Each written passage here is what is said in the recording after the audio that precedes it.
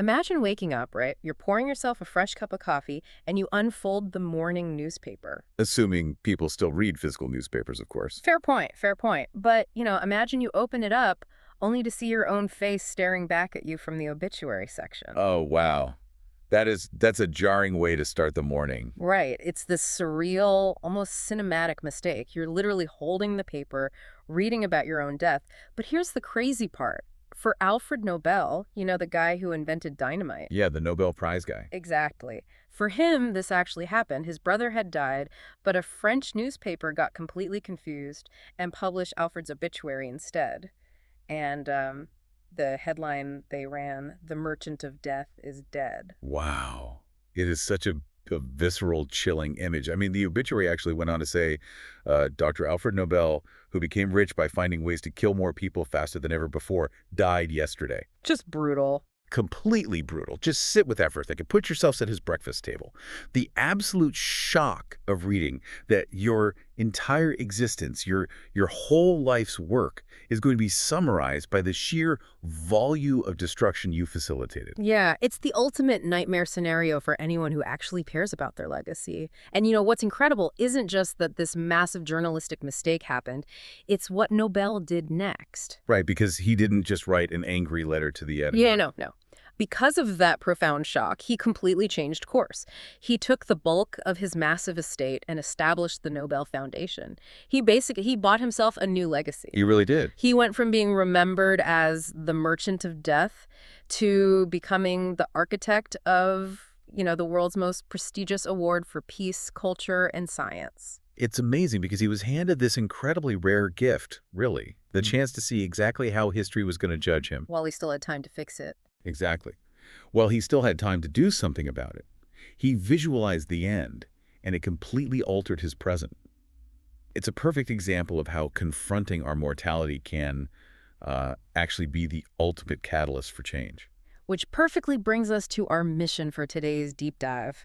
We are talking about impact, specifically how you can consciously design the legacy you leave behind, before it is too late. It's such a crucial topic. It really is. And to do this, we are exploring this fascinating set of reflection guides we've been reviewing. They use a Christian spiritual framework to map out a very specific journey. Right, moving from that jarring self-discovery all the way to real-world lasting impact. Okay, let's unpack this, because I'm guessing most of us aren't going to have a major newspaper accidentally publish our obituary. So how do we actually trigger that Nobel realization for ourselves? Well, if we really want to trigger that realization, there is this fascinating, if slightly morbid exercise we can borrow from this framework. They call it the obituary audit. The obituary audit sounds intense. It is. You are asked to literally visualize your own funeral. You have to vividly imagine the room, your body is lying there, lifeless, the music is playing. That is dark. It's very dark, but it's intentional. The exercise asks who actually shows up. And more importantly, who among those people will genuinely miss you because you meant something specific and special to them. So it's forcing you to look past the superficial network, right? Right. Yeah. Like you have to look past the LinkedIn connections, the social media followers. The people you just happen to share an office wall with. Exactly. You have to look at actual deep human connection. Precisely. You're looking for the people whose lives are demonstrably different just because you were in them. And then the exercise pushes you even further. Of course it does. Naturally. It asks you to write down what specific groups of people, like your family, your close friends, your colleagues, are actually thinking and saying about you. So not just the polite funeral platitudes. No, the honest truth. What actually makes you memorable to them. By forcing you to project yourself to the very end of your life, it creates this stark, undeniable contrast with where you are right now. I see. There's this really striking visual used to illustrate this concept in the source material. It's a drawing of a rocket with the word "now" written on it, and is shooting directly toward a planet labeled future. Okay, I like that imagery. And beneath it, the caption reads, "As now, so then. Today you are becoming what you will be the rest of your life." As now, so then. I love that. It's essentially saying that your future isn't some mystical destination you just, happen to arrive at by accident. Not a lottery. It's the mathematical, inevitable result of your current trajectory. It reminds me of a financial audit, but for your character. Think about it. We track our daily budgets obsessively. Oh, constantly. We know exactly what we spent on coffee this month, we track our step count on our watches, but we rarely track our life's trajectory. We don't measure the compounding interest of our daily habits on our ultimate legacy. That is such a great way to frame it. But I do have to push back here a little bit. Sure. Is there a danger of getting trapped in morbid, paralyzing thoughts? I mean, existential dread is a really heavy blanket. Nobody wants to sit around planning their own depressing funeral. Does this framework provide a way to turn this dread into actual usable fuel? That is incredibly valid. It is a heavy blanket, and it's very easy to just spiral into the sadness of a potentially empty room or, a legacy of missed opportunities. Yeah, which just makes you want to watch TV and forget about it. Exactly. But this raises an important question regarding the path you are currently on. The goal isn't to wallow. The goal is disruption. Disruption, okay. It immediately pivots to ask, if you don't die today and your life continues on its exact current trajectory, what will you actually achieve? So it brings it right back to the present. Yes. Will your answers about what people say about you change at all? If the answer is no, that dread isn't supposed to paralyze you. It's meant to be the catalyst for reprogramming that trajectory. So moving from the shock of the audit to the actual pivot, we realize the rocket is headed for the wrong planet, so we have to grab the steering wheel. Yes, exactly. And the core assertion here is incredibly clear. It states, life is about making an impact, not making an income. Wow. Impact over income. That's a big shift for most people. It's a fundamental shift from accumulation, gathering resources, titles, money to contribution.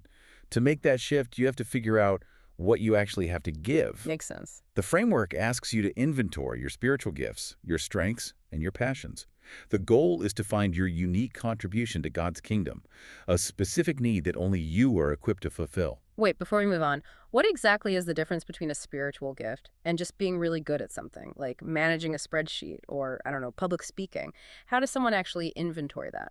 That's a crucial distinction, actually. A natural talent or a strength like being great at Excel or having a knack for public speaking is just a skill. Yeah. But in this Christian framework, a spiritual gift is about how and why you use that wiring to serve others and serve God's kingdom. Oh, I see. So you might have a natural talent for organization.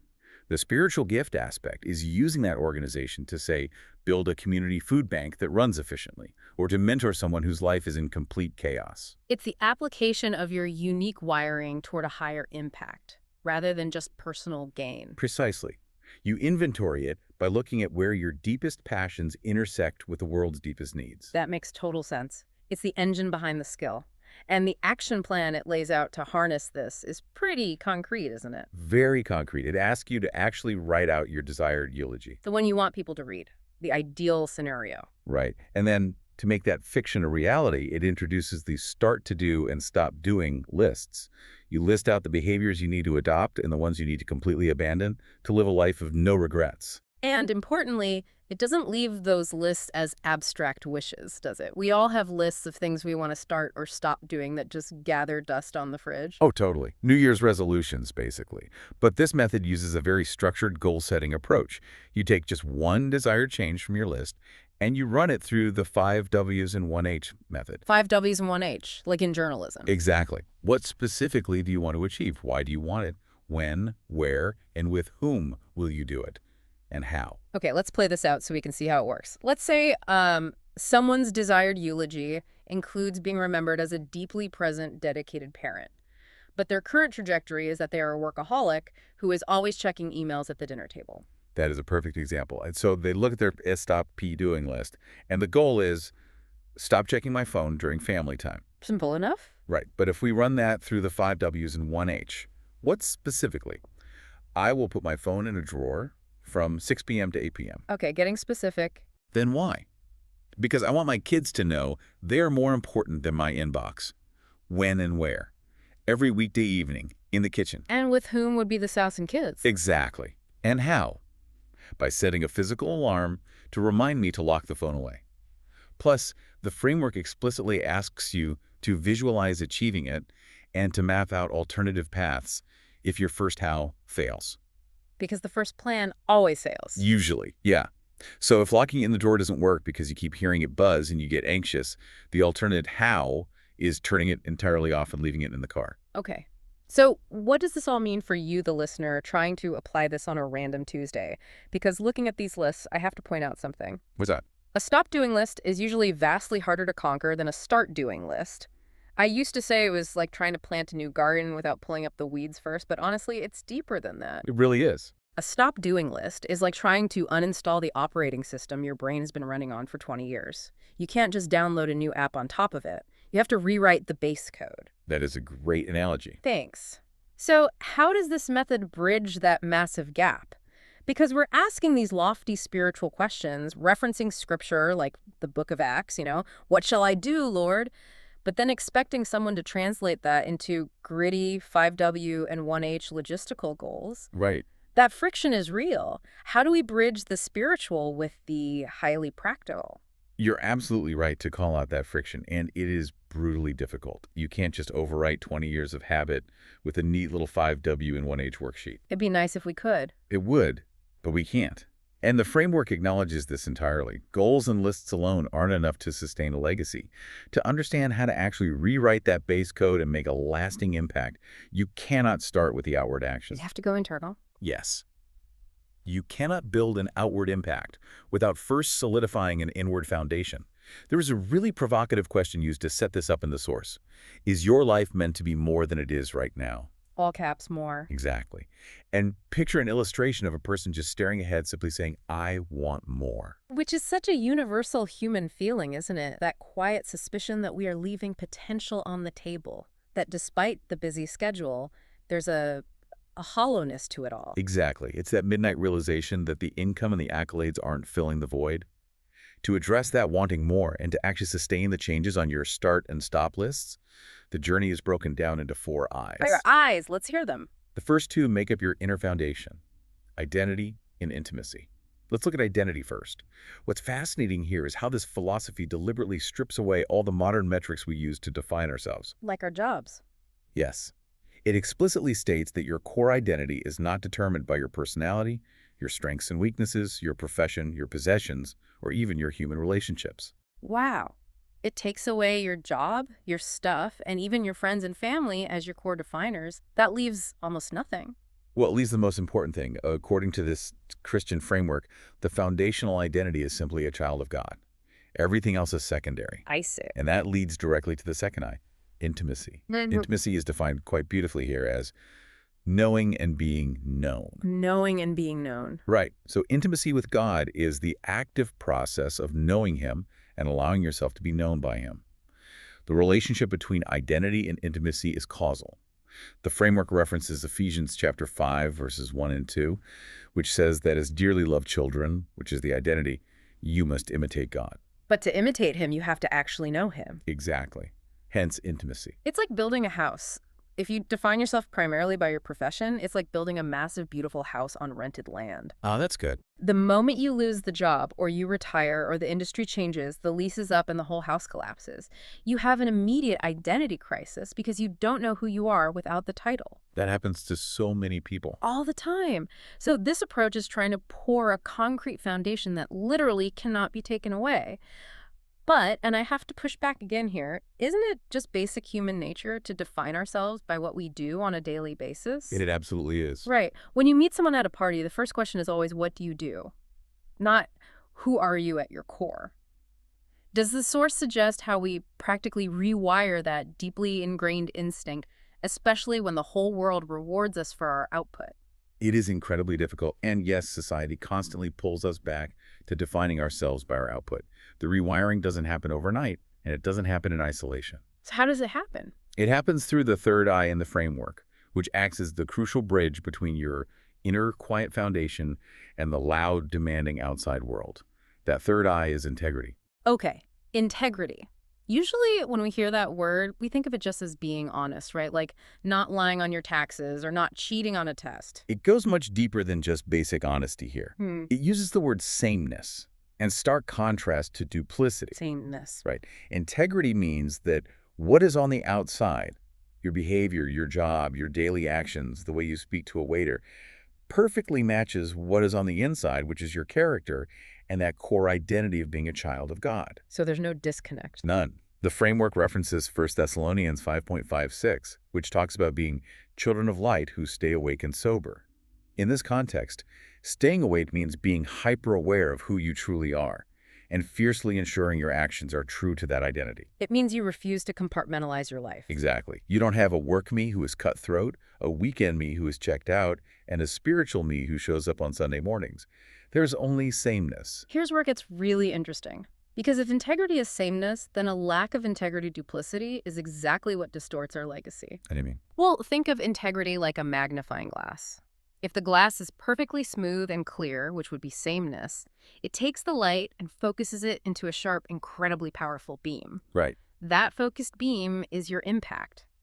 But if the glass is warped, if there's duplicity where you act one way in private and another in public, the light scatters. It won't focus. Or worse, it focuses in the wrong place entirely and causes a fire. That is a phenomenal visual. So based on this four-part philosophy, does it imply that without integrity, any impact we try to make is actually destructive, or is it just entirely ineffective? Well, if we connect this to the bigger picture and circle all the way back to our starting point with Alfred Nobel, we see exactly what happens when impact lacks that foundational integrity. Right, the dynamite. Yes, Nobel's invention of dynamite was an incredibly powerful tool. It made a massive, undeniable impact on the world. It fundamentally changed mining, it changed construction, and it changed warfare. But because that outward impact wasn't guided by a framework of deeper integrity regarding human life, It became wildly destructive. He became known as the Merchant of Death. the impact ran completely ahead of the character. The magnifying glass was massive, but it was warped, and it literally set the world on fire. Precisely. This is why impact is the fourth and final aim in this journey. The culmination of this entire deep dive is this. We make a true, lasting impact from our identity. From our identity, not just from our skills. Exactly. The motivation for this impact isn't personal glory. It isn't about getting your name on a hospital wing or having 1 million followers. It's about expanding a kingdom. Using those spiritual gifts we talked about earlier. Right. Your intimacy, that process of knowing and being known, fuels the desire for others to experience the peace and purpose you know. And your integrity ensures that your message is actually credible. Because if you're a hypocrite, nobody's going to listen. Exactly. It ensures, as the philosophy notes, that no one can point a finger at us and call us hypocrites. The 4 I's are a strict sequence: identity, intimacy, integrity, impact. You simply cannot skip to the end. You can't just jump onto the rocket ship labeled future without knowing what kind of fuel is actually in the tank. You really can't. This has been quite the journey today. I mean, we started with the jarring shock of the obituary audit, having the courage to imagine exactly what people will say when we are gone, and using that dread as fuel. Well, wake-up call. Yeah. And we looked at the necessity of shifting our daily focus from simply making an income to making a genuine impact, using highly practical tools like the start and stop lists and the 5 W's and 1 H to reprogram our trajectory. And we discovered that those practical logistical goals will only hold up under pressure if they are built on the right inward foundation. The base code. The base code, exactly. You have to secure your identity apart from your job. You have to deepen your intimacy in a distracted world. And you have to ruthlessly practice the sameness of integrity. Right. Only then does your outward impact actually align with the legacy you truly want to leave behind.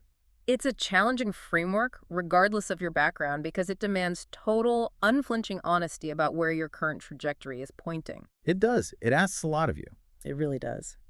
So as we wrap up, we've talked a lot today about how your daily actions shape your legacy. But here's something we haven't touched on yet.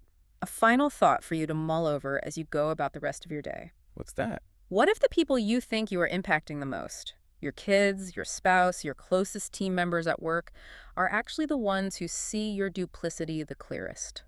Oof. That is a powerful question. They are the ones who see the gap between the public you and the private you. Exactly. As you go about your day, consider not just what kind of legacy you are building, but who has a front row seat to the construction process. Are they seeing a life of sameness, or are they seeing a warped magnifying glass? Because if you don't like what they are seeing, remember Alfred Nobel. It is never too late to change the headline. Beautifully said. Thank you for joining us on this deep dive into designing a life of true impact. We'll see you next time.